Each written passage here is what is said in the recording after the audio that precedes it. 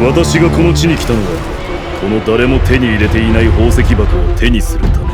ただそうだな、世界征服なんて面白いかもしれないな。言い忘れていたな、私は非常にわがままなんだ。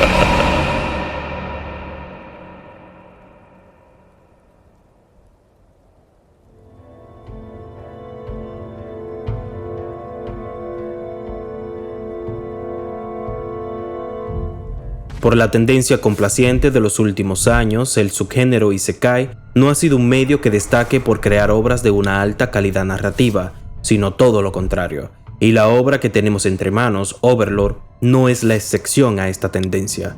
Sin embargo, en el fondo de la trama principal, la conquista de este nuevo mundo de fantasía, hay unos temas y conceptos subyacentes que toman un protagonismo tan relevante en la obra, que se convierte en lo más interesante de la serie y en un factor importante para todo el subgénero Isekai. Unos temas que no solo se nos muestran de forma anecdótica, sino que nos hacen partícipes de la historia, aunque admito que con el pasar de las temporadas estas ideas conceptuales van perdiendo fuerza para ser suplantadas por los estereotipos y las tantas tonterías que abundan en este medio. Aún así, para el propósito de este ensayo, quiero decir, explicar por qué Overlord es importante para el subgénero Isekai, he sido capaz de obviar en parte todas estas falencias para ofrecerles un análisis temático focalizado en estos conceptos. Sin más dilación, sean bienvenidos a Overlord, la soledad del gobernante. 私がこの地に来たのはこの誰も手に入れていない宝石箱を手にするため。ただそうだ、世界征服って面白いかもしれない。言い忘れていたな、私は非常にわがままなんだ。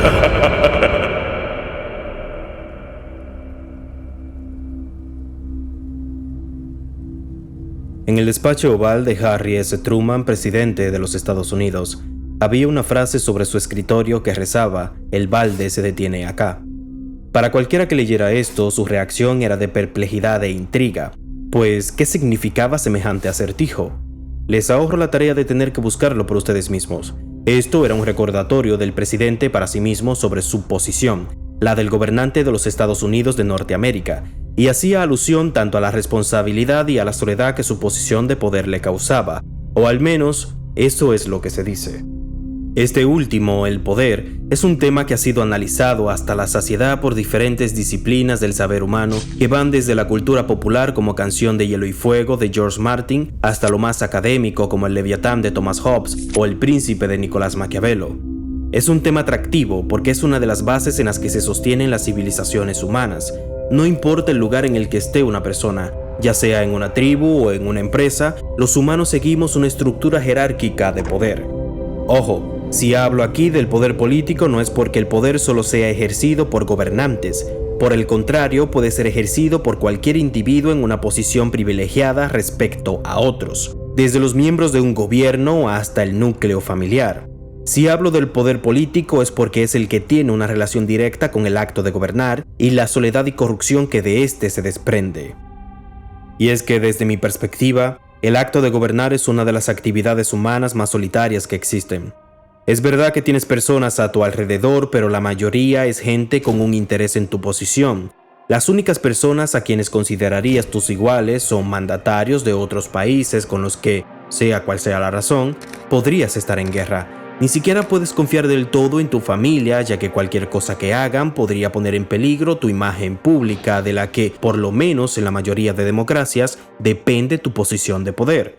Por donde lo mires, estás solo, mirando desde la cima de una pirámide, y en cualquier momento alguien te puede destronar. Pero regresemos a la frase del presidente Truman. El balde se detiene acá era una metáfora sobre una fila de personas pasándose de mano en mano un balde lleno de agua para intentar apagar un incendio. Al final el balde llegará a la persona más próxima al fuego, quien no podrá pasarlo a nadie más. Ese es el último hombre. Allí se detiene el balde. Cualquier decisión que tome será su responsabilidad y a la persona que señalarán para elogiar o culpar, dependiendo de si el incendio se apaga o si se extiende como las mismísimas llamas del infierno. Está completamente solo. Pero para que se entienda el porqué de esta sensación de soledad, hay que matizar el contexto histórico del presidente Truman, pues asumió su cargo como presidente de Estados Unidos en 1945, al morir su predecesor, el presidente Franklin Delano Roosevelt, quien, a pesar de Truman ser su vicepresidente y alto funcionario más cercano, de forma irónica carecía de la total confianza de Roosevelt, quien lo mantenía alejado de información de vital importancia en asuntos de seguridad nacional. Tanto es así que al asumir su mando, Truman desconocía la existencia del Proyecto Manhattan, que más adelante pondría punto y final a la Segunda Guerra Mundial, con los bombardeos atómicos sobre Hiroshima y Nagasaki y la posterior rendición incondicional del Imperio japonés. Recuerden, el balde se detiene acá. Fue Roosevelt quien empezó el proyecto de las bombas atómicas, pero fue a Truman al que le tocó dar la orden de lanzarlas. Es a él a quien históricamente señalamos, independientemente de que estuviera justificado o no dicho bombardeo atómico. Esta terrible soledad de gobernar es uno de los grandes precios del poder. Y la serie Overlord, aunque lo hace de una forma completamente distinta, trata sobre esto.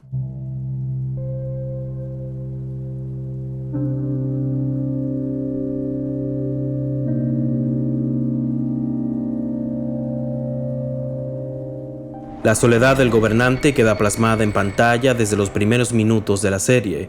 Momonga es el único que queda en la tumba de Nazarí de los 41 miembros que conformaban dicho gremio. Justo unos segundos después de que uno de sus compañeros pasara por el gremio para despedirse, lo vemos quejarse de cómo el resto de sus compañeros abandonaron mientras que él, como líder, se quedó hasta el final, sugiriendo que un capitán siempre se hunde con su nave.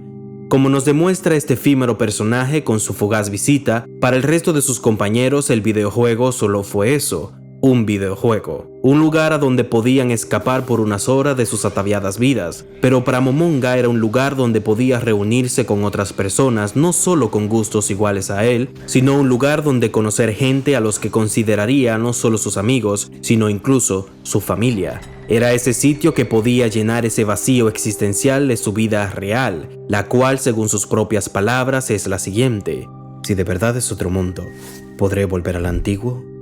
Allí no tengo amigos ni familia, solo trabajo todo el día, llego a casa para dormir y volver a ir a trabajar. ¿Acaso es eso vida? Mientras los servidores seguían en funcionamiento, él caminaba entre iguales, pero una vez se apagaron y él quedara atrapado dentro del juego, se ha convertido en el único ser supremo al que nadie puede hacerle compañía, mas sin embargo, solo arrodillarse ante él o desafiarlo y morir en el intento. Se ha quedado completamente solo.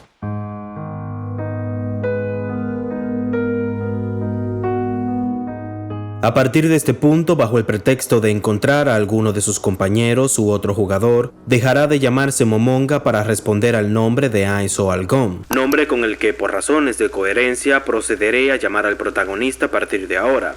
Durante todo este viaje lo acompañará la soledad del gobernante, plasmada en pantalla incluso en sus momentos más cómicos, en esas ocasiones donde Demiurge es incapaz de comprender lo que piensa Ainz y termina sobrevalorando y malinterpretando todo lo que dice o hace. En otro tipo de historia, Demiurge, por su inteligencia, hubiera sido su igual, ya sea como aliado o enemigo, pero en esta historia solo puede ocupar el lugar de súbdito al igual que el resto de personajes. En el capítulo 6 de la primera temporada, Ainz, reunido con unos aventureros, rememora lo siguiente: me recuerdan a mí hace un tiempo. Me iba de aventuras con todos, recolectábamos materiales y ayudábamos a levantar Nazarik. Hace tiempo, cuando era débil y estaba solo, un caballero sagrado con una armadura blanca me salvó, y gracias a él pude unirme a un grupo a los que pude considerar mis compañeros. Eran unos aliados formidables, y más aún, mejores amigos. Jamás olvidaré el tiempo que pasé con ellos. Ainz O'Algon lo es todo para mí. Y cuando escucha a uno de los presentes decirle que seguro volverá a encontrar a otros compañeros tan buenos como ellos, pierde la compostura y le grita que sus antiguos amigos jamás serán reemplazados. Más adelante la historia refuerza esta afirmación cuando estos mismos aventureros son asesinados por Valentine y, sin siquiera dudarlo, rematados por él. Y aunque en el capítulo 8 le irrita que hayan asesinado a estos aventureros, no es porque sienta tristeza o porque lamente sus muertes, sino porque alguien arruinó el plan que había urdido para estos, plan en el que invirtió tiempo y esfuerzo, donde incluso fue revelada su identidad al personaje Nyfiria. Esto es importante ya que con esto la historia no solo nos muestra el carácter real y las creencias del personaje, sino también su elemento incitador, aquello que lo empuja a moverse hacia adelante, que no es para nada lo que la serie pretende sugerir en el capítulo 2 en ese soliloquio que Demiurge malinterpreta. Puede que haya venido a este mundo para poder hacerme con este joyero. No, esto no es algo que me incumba solo a mí. Quizás haya venido para adornar todo Nazarik y a mis antiguos camaradas de Ainz O'Algon con sus riquezas. Conquistar el mundo podría ser muy divertido. Recordemos que está haciendo lo que hace para encontrar a alguno de sus amigos. Por eso se hace llamar a sí mismo con el nombre del gremio. Pero en el fondo alberga la posibilidad de que esto ya no sea posible. Sabe que está solo y que seguirá estándolo si no encuentra a alguien tan poderoso como él. Por eso se aferra a esa falsa esperanza, ya que anhela encontrar a sus compañeros, pero no porque le interese regresar a su mundo. Y es que, ¿para qué quisiera esto? ¿Para volver a ser un oficinista frustrado? Entonces, ¿por qué se refugiaba en el escape virtual que el videojuego le garantizaba en primer lugar? No, a él no le interesa nada de eso. En realidad se siente muy a gusto en este mundo de fantasía al que le dedicó tantas horas de juego y que ahora es una realidad palpable. Sin embargo, no quiere estar solo. Anhela en el fondo un igual con el cual compartir su travesía, cosa que en su posición de ser supremo de Nazarik no es posible. Y en el capítulo 4 nos confirma esto diciendo lo siguiente: en la tierra, el aire y el mar, extenderé el nombre de Ainz O'Algon por todo el mundo y todos lo conocerán. Así, si cualquiera de mis amigos ha llegado también a este mundo, sabrá que no está solo. El objetivo de estar con alguien igual a él es lo que lo empuja a moverse. Es el verdadero subtexto que importa detrás de toda esa parafernalia de conquistar el mundo. Porque como afirma al final de temporada, la gran tumba de Nazarik sin sus amigos es un lugar muy solitario. De hecho, de momento los únicos parecidos al protagonista en algún aspecto son Henry y Hamosuke. La primera ha sido forzada a convertirse en la líder de su aldea y no tiene la menor idea sobre cómo gobernar a su gente. Mientras que Hamosuke, al igual que Ainz, también está solo y podría ser el último de su especie.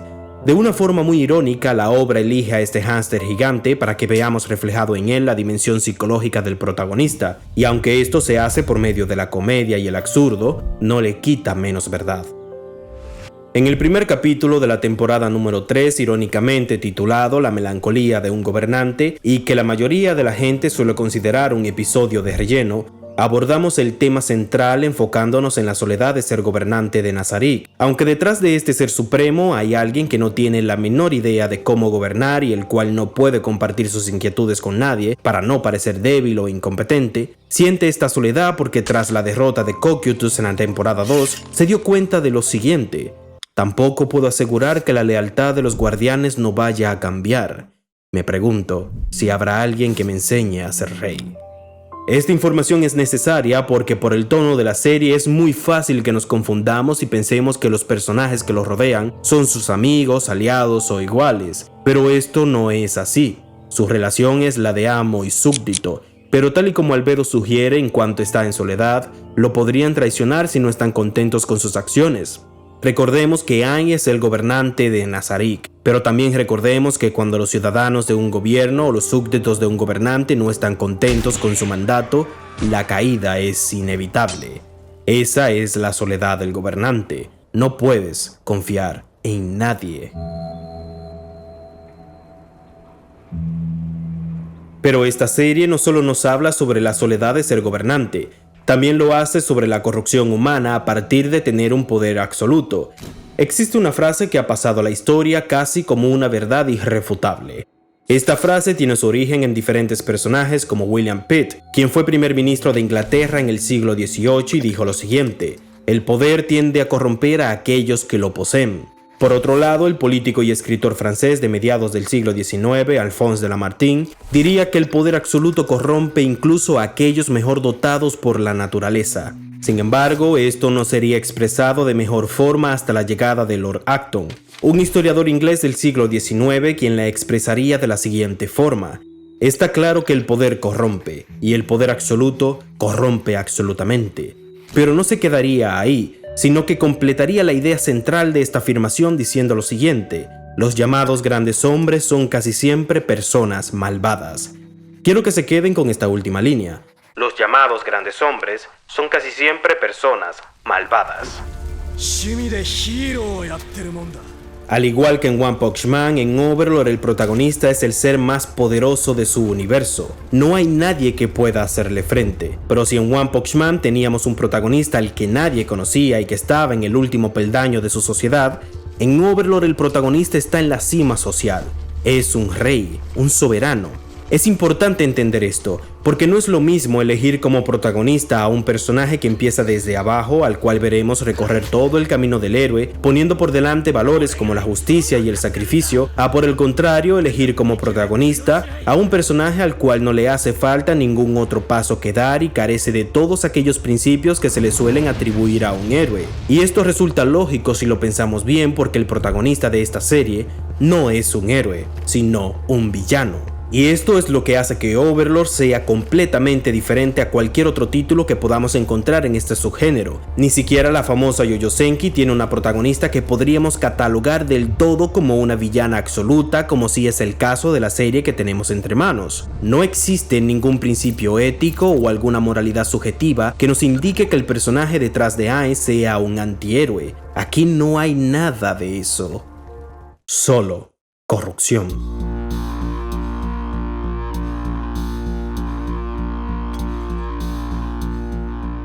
La corrupción de tener un poder absoluto la vemos cuando, a pesar de saber que detrás del personaje lo que hay es un ser humano común y corriente, aún así este empieza a perder su humanidad y la empatía que siente hacia su propia especie, tal y como expresa en el capítulo 3 de la primera temporada mientras observa la masacre de la aldea Carne.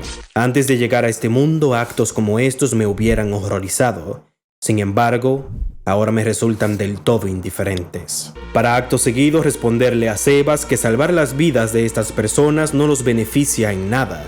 Y sí, esto se nos explica mediante las mecánicas del mundo, que funciona como un videojuego, donde la especie a la que pertenece su personaje influye en su forma de pensar, actuar y ver las cosas. Pero una cosa no quita la otra. Detrás de su máscara de esqueleto se halla un ser humano.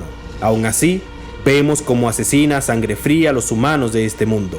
Manipula y utiliza a las personas a su antojo, pasando por encima de cualquier principio moral, comportándose como un soberano sacado del príncipe de Nicolás Maquiavelo, corrompido hasta la médula por su inmenso poder. Y extraigo sus palabras del mismo capítulo. Podría revivir a los aldeanos fallecidos, pero entre un hechicero que mata y uno que revive a los muertos, está claro cuál de los dos provocará más sospechas. A no ser que ocurra algo drástico, tendrán que conformarse con que los haya salvado a ustedes. Mataré lo justo y necesario, no más. Somos testigos de esta kafkiana metamorfosis de la empatía humana hacia la misantropía más extrema, cuando él y sus súbditos expresan que no sienten por los humanos mayor sentimiento que el que tendrían al pisar un gusano o un insecto. Como en el mismo capítulo afirma Albedo lo siguiente refiriéndose a los humanos: son muy débiles, unos seres considerablemente inferiores. Estaba pensando en lo maravilloso que sería aplastarlos a todos como a vulgares insectos. Esta es una maquiavélica y misantrópica deshumanización de los personajes que encontramos en este nuevo mundo, y esto se hace para que nosotros como espectadores sintamos empatía no por los personajes de este mundo, sino por el grupo del protagonista, para que no nos importen las acciones que hagan por más despreciables que sean. Es una manipulación sistemática de nuestra empatía y nuestros valores, que nosotros aceptamos gustosos y sin muchas preocupaciones. Pero esta misantropía no está solo presente de forma directa a través del protagonista y sus acólitos, sino también de forma subjetiva a través de los personajes de este mundo, de los que la serie no tiene miedo de mostrarnos su lado más mezquino, despreciable y patético. Y por paradójico que parezca, esto me resulta fascinante. Hacía mucho que quería ver en el mundo del anime una historia contada desde el punto de vista de un villano, algo que me recordara a Breaking Bad, al menos a un nivel conceptual. Y sí, tenemos a Light de Death Note, o Gags de Berserk, o Lulux de Code Geass, pero estos no son villanos sino antihéroes, que no es lo mismo, aunque la línea que separa uno de otro sea tan delgada como el grosor de un alfiler.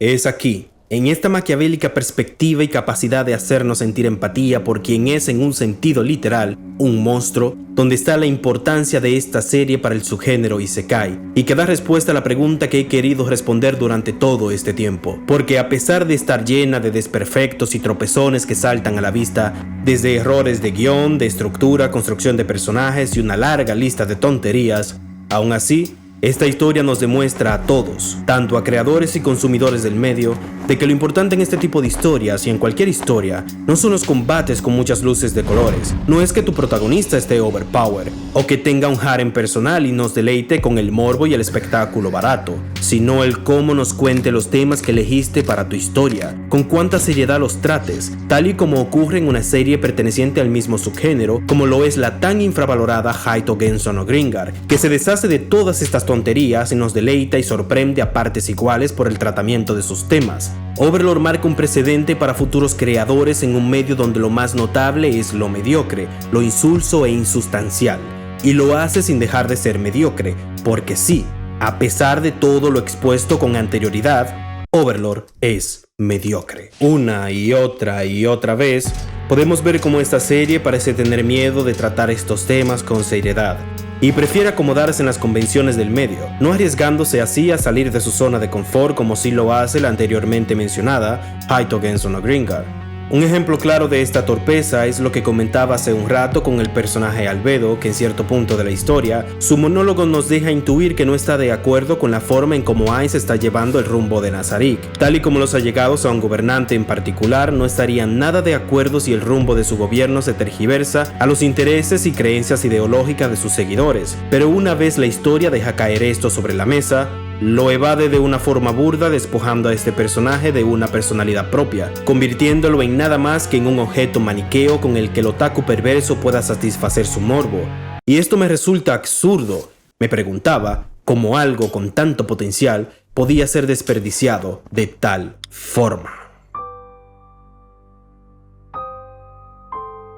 Pero volviendo a la cuestión, Overlord es importante para este subgénero porque si solo una historia tan mediocre como esta es capaz de crear semejante personaje y todos los temas que hemos desglosado en este ensayo, ¿qué no podrá ser una historia que se tome en serio a sí misma dentro de este subgénero? Esta serie es un recordatorio de lo que no se debería hacer y al mismo tiempo de lo que sí se debería hacer. Porque esta serie no va sobre el típico japonés en un mundo de fantasía haciendo cosas de Kirito. Esto va sobre la soledad y la conversión de un ser humano en un ser monstruoso. Y esto a un nivel de cohesión temático es lo importante, porque a pesar de que sus creadores parecen no haberse dado cuenta, Overlord es un estudio sobre la soledad de gobernar y la corrupción a causa del poder absoluto.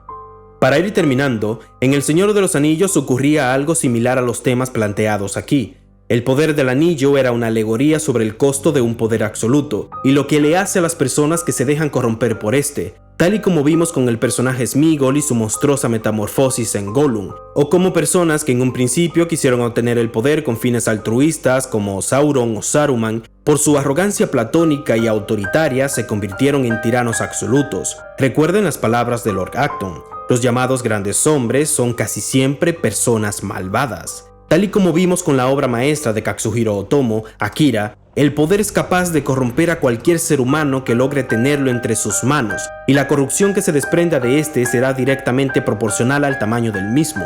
Overlord toma a su protagonista y lo convierte en un ser todopoderoso, pero malvado. Un villano por el que sentimos más simpatía que por las víctimas de sus actos. Porque al igual que a Ainz, a nosotros como seres humanos corruptibles, al sentirnos reflejados en este personaje y al no poder sufrir ninguna consecuencia a causa de ello, poder ver las cosas desde su perspectiva también nos corrompe.